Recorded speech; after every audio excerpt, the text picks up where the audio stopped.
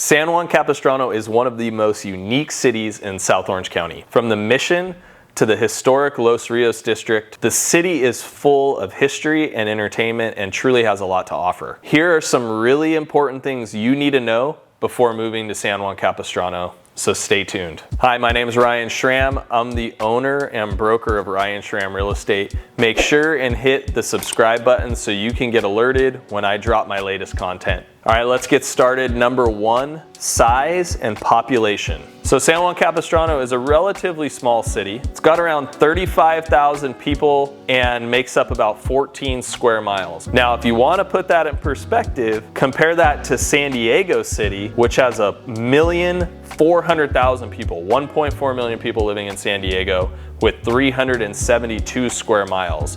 So when you compare the two, you can see San Juan, relatively small town vibe. Now, because of the size and its geographical location, it kind of offers more of like a suburban feel, but I feel like suburbs or suburban kind of gets misused because that would be doing San Juan Capistrano a disservice because it really is culturally rich and it's close to the beach. It has so much to offer. It is more suburban, but don't discount it for that either. The second thing you need to know is that San Juan Capistrano is landlocked. When I use the term landlocked, that simply means it does not have access to the beach, even though it's super close to the beach. So if you were at the closest beach to San Juan Capistrano, that's Doheny Beach, and you were like, all right, how long is it gonna take me to get to the city limits of San Juan Capistrano? It's probably as short as 4 to 6 minutes, depending on if you hit a red light or not along Del Obispo. So it's very, very close, but you're never going to reach a beach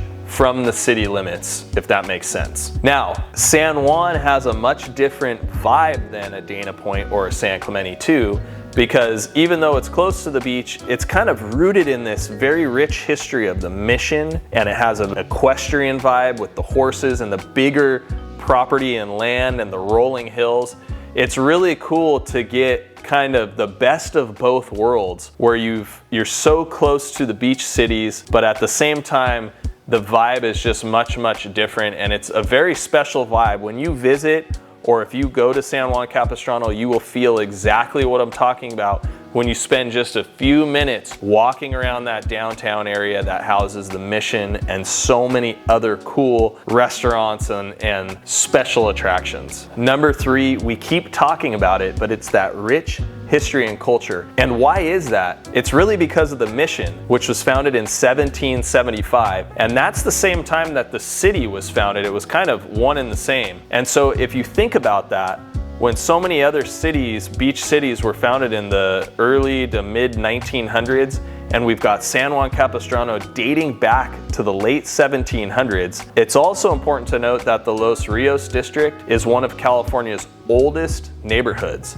The homes there, those structures, are from the late 1700s. So you've got San Juan Capistrano, you've got the Mission, and the Los Rios Historic District of Homes. Think about late 1700s. There's nothing else around. As you make your way to the ocean, there's no Dana Point there. There's no San Clemente or Laguna Beach. That's why San Juan Capistrano has such a rich history right there. It's been there for centuries, really. The fourth thing you need to know is that San Juan Capistrano is South Orange County's equestrian hub. So if you're a horse person or you love horses, San Juan Capistrano is definitely going to appeal to you with the different stable options as well as the horse trails. The zoning lends itself to horses and you have the ability to cruise them around, whereas other cities, you're just not able to do that. So I'm not an expert in this field, but I can tell you that if you're an expert in horses, then San Juan Capistrano is definitely going to have some of those amenities that you need and that you want, so it's going to be a place that you'll consider. All right, number five,